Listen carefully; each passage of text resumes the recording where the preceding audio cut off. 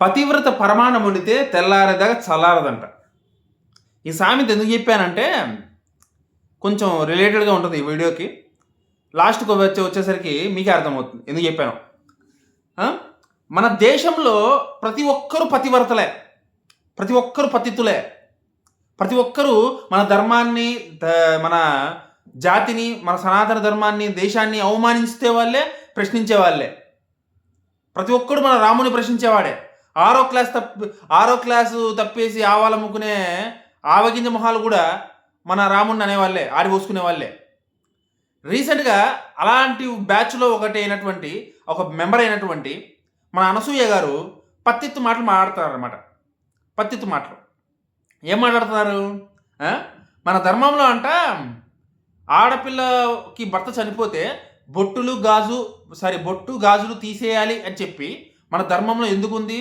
అది పుట్టుకతో వచ్చింది కదా ఆడపిల్లకి, అలా ఉండడం కరెక్టా అని చెప్పి ప్రశ్నిస్తుంది అనమాట. అంటే ఈవిడకి ఏంటంటే ఇంట్లో పొద్దుపోవట్లా, జబర్దస్త్లోంచి తీసి పడదొబ్బారు, అవకాశాలు లేవు, ఖాళీగా ఉండకుండా ఇలాంటి షాట్లన్నీ పెడుతుంది అనమాట. ఇలాంటి షార్ట్ వీడియోలన్నీ పెడతా ఉంటుంది పని పాట లేక. ఈవిడ అడిగిన ప్రశ్నకి నేను సమాధానం చెప్పాలనుకుంటున్నాను.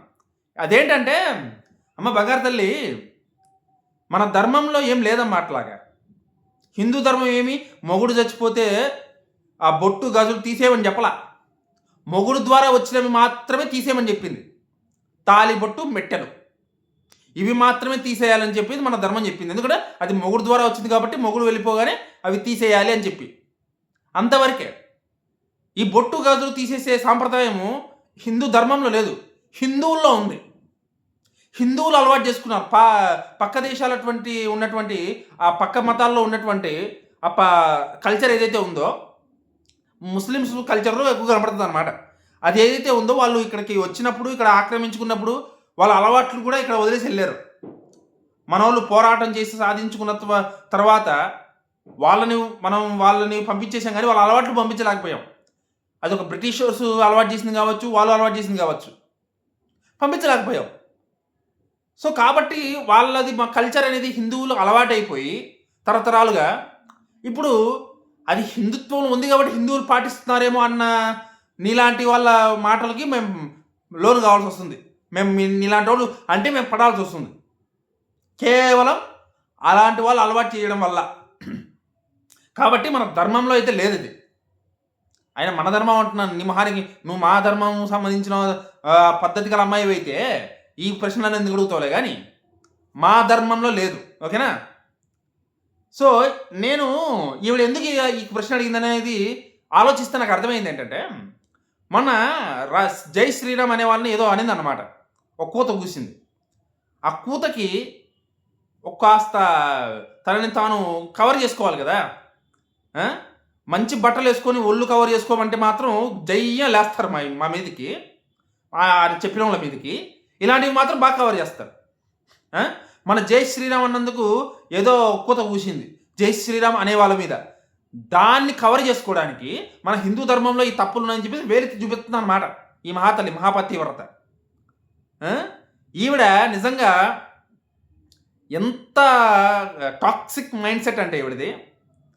అందుకే అన్నాను, పతివ్రత పరమాన్నం వండితే తెల్లారదాకా చల్లారదని స్టార్టింగ్లో చెప్పాను కదా.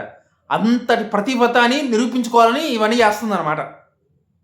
కానీ ఆవిడ నిజస్వరూపం ఏంటనేది 2-3 షాట్లు చూస్తే అర్థమైపోద్ది అనమాట. అంత డెప్త్గా పోవాల్సిన అవసరంలా. సో కాబట్టి బంగారు తల్లి, దయచేసి నోరు అదుపులో పెట్టుకో. నోరు అదుపులో పెట్టుకుంటే మంచిది. నోరు మంచిది అయితే ఊరు మంచిది.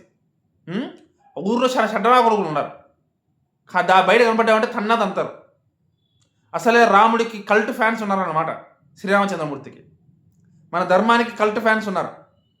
బయట కనిపించామంటే మాత్రం ఆడపిల్లవని కూడా మర్చిపోతారు, చెప్తున్నా.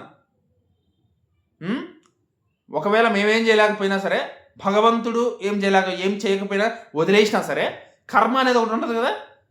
నీకు అసలే బిడ్డలు ఉన్నారు, తగిలింది అనుకో మామూలు ఉండదు, పోతావు. వితౌట్ షుగర్ నాకిపోతావు. ఓకేనా? నువ్వు నాగిపోతావు, నీ బిడ్డలు నాగిపోతారు. సో నోరు అదుపులో పెట్టుకో. జై హింద్.